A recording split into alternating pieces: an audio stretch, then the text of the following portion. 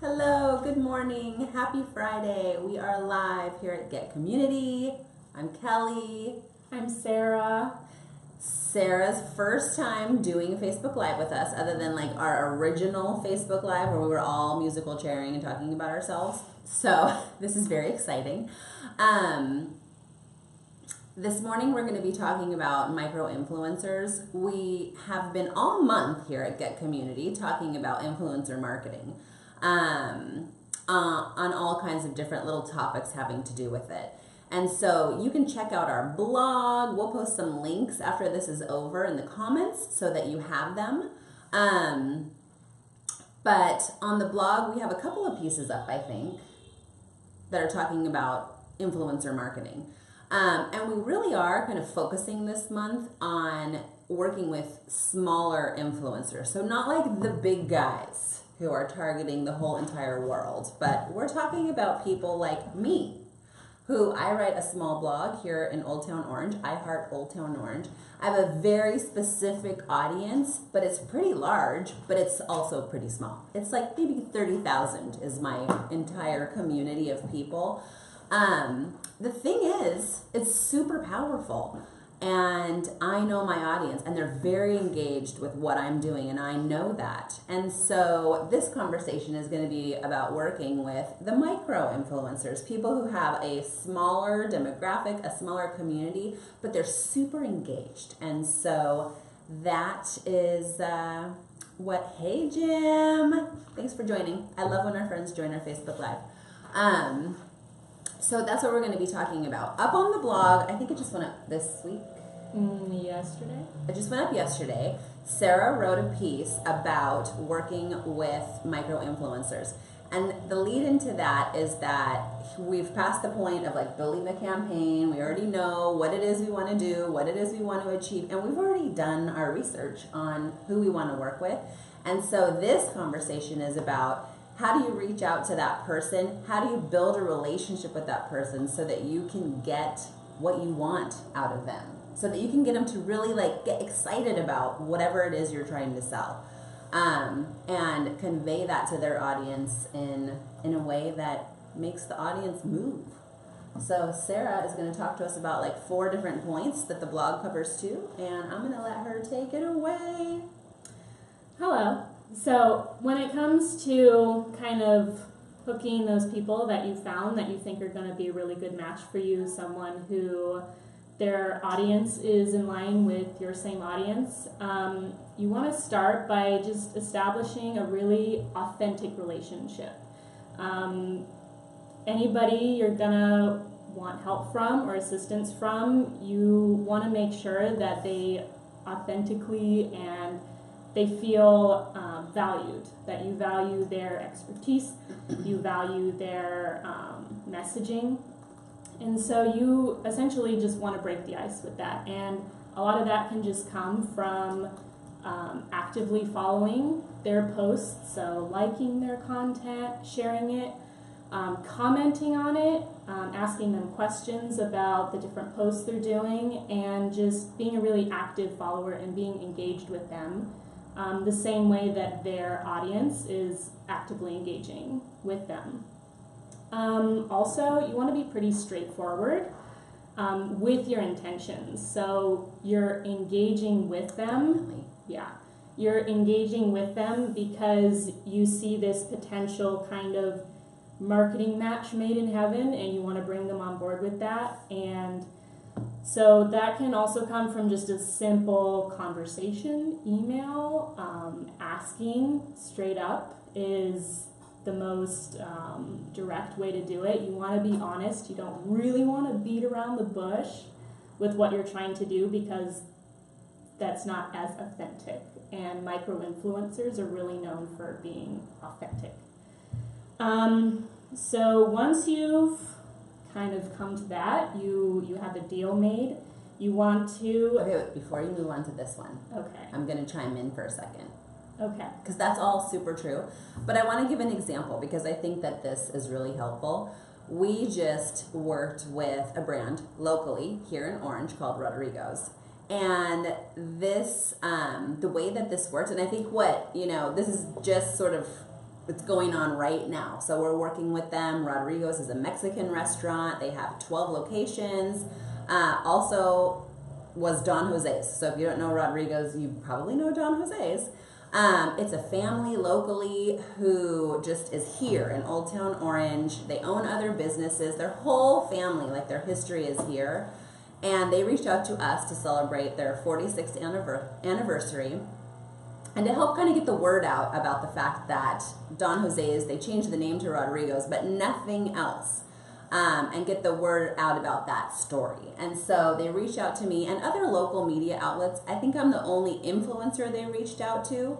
But the reason that hopefully is going to work, is, they invite us over, we taste their food, we already wrote a story about it, and then we're going to put it out there in our social media.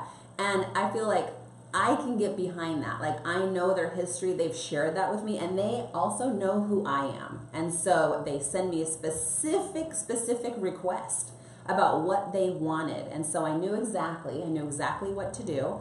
And then they shared their story with me. And then as soon as we started posting, like we did Instagram stories while we were there, and we're starting to put social media out about it, they're totally engaging with it. So they're sharing photos that I took, which they asked if they could, which is always good, and I'm like, of course.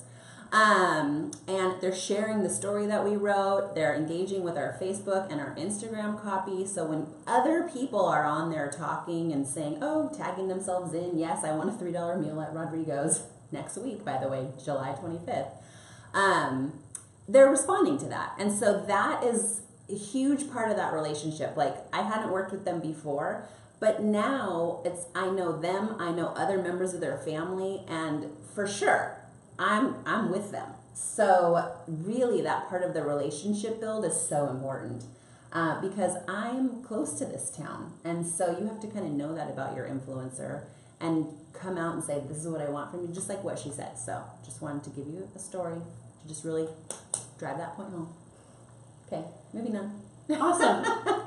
So yeah, once you've established that relationship and once you have an influencer that wants to come on board and kind of share your likes in your messaging, you want to start to discuss how they're going to make their mark on your brand. What is the plan going to be?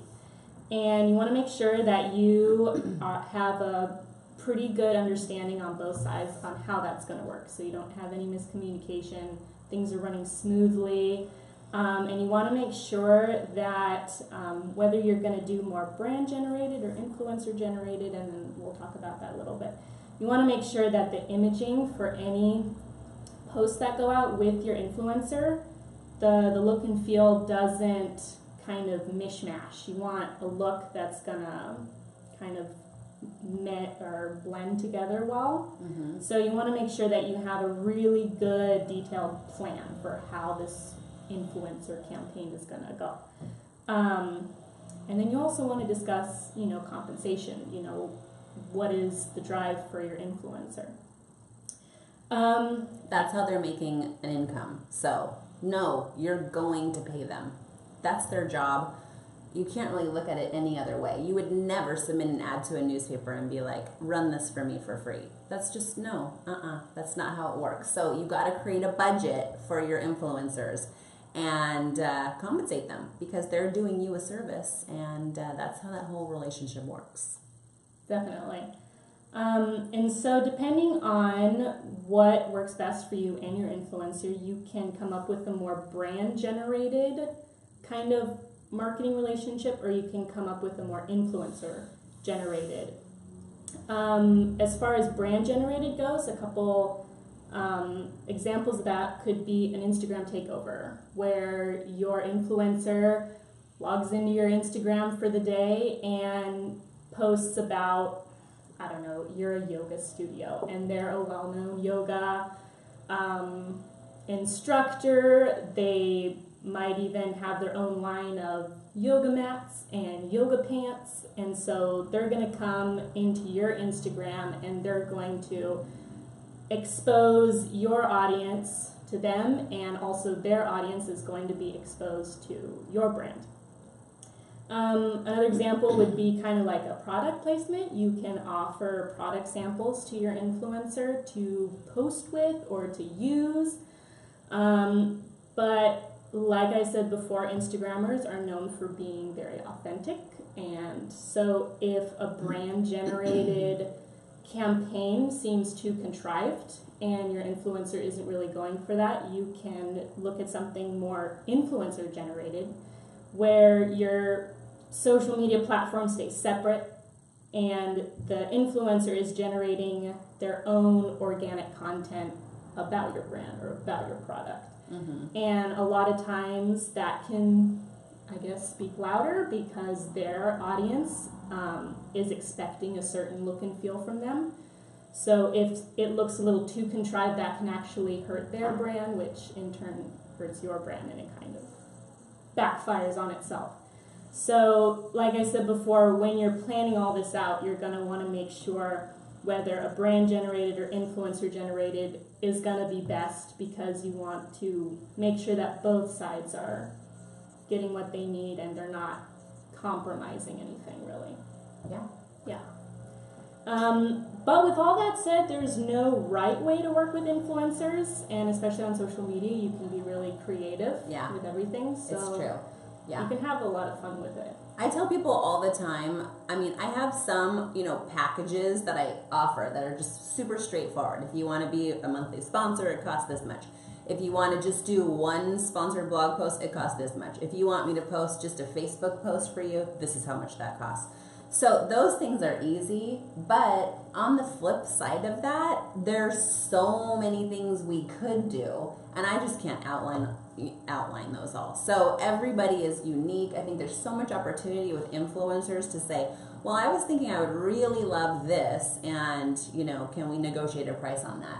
Yeah. And most micro influencers are going to decide whether it's a right fit for them. I say no all the time to people because I'm talking about Old Town Orange. So if they're like randomly want me to talk about travel, I'm like, that doesn't even make sense. So that's not a fit for me.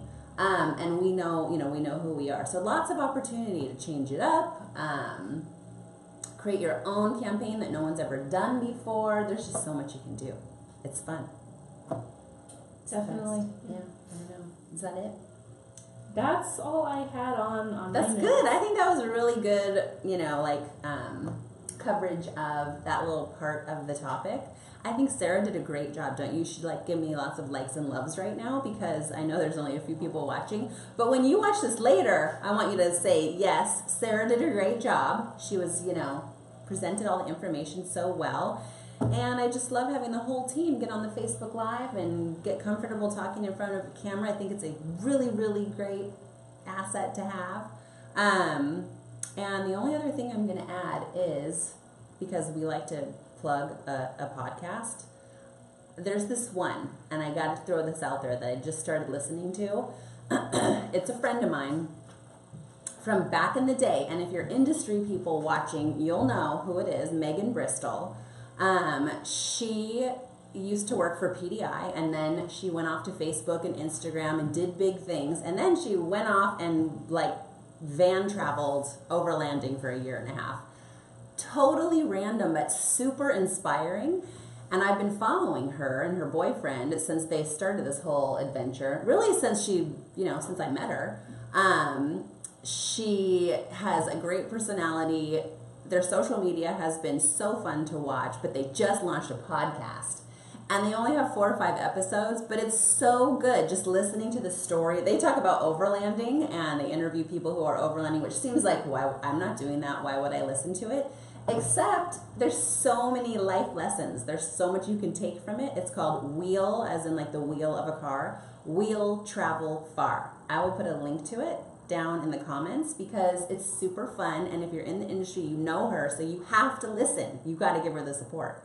So that's it. That's my podcast recommendation. Otherwise, Sounds great. I'll listen to it. Yay! Okay. Thank you. Over and out. I